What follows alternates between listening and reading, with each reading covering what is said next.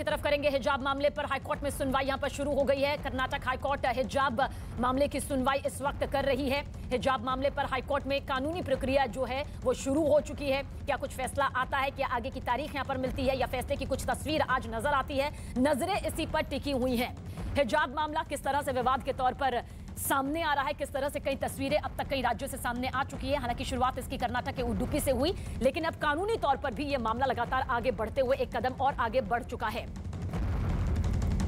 हरीश उपाध्याय हमारे सहयोगी ज्यादा जानकारी के लिए। हरीश, क्या कुछ अब कानूनी तौर पर नजर आ रही है तस्वीर? मामले की सुनवाई की शुरुआत हो चुकी है।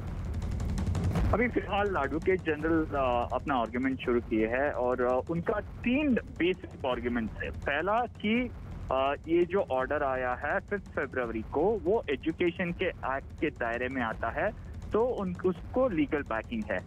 सेकंड, उनका ये जो आर्गुमेंट है कि हिजाब जो पहनना है वो इस्लामिक प्रैक्टिस के एसेंशियल पार्ट नहीं है, ये मानना है उनका। और तीसरा आर्गुमेंट है कि हिजाब जो पहनते हैं वो आर्टिकल 19(1)(a) के दायरे में नहीं आता है।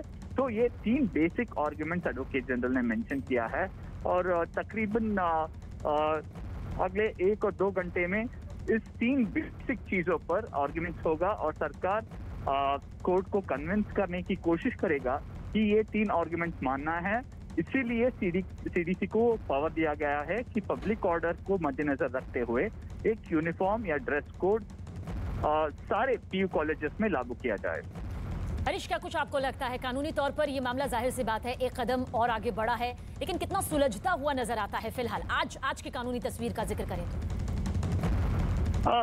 काफी सारे मुद्दे हैं इसमें और तकरीबन 3-4 दिनों में ये आर्गुमेंट्स कंटिन्यू होगा, क्योंकि कुछ फंडामेंटल क्वेश्चंस है कि सीडीसी को एजुकेशन एक्ट में पावर है।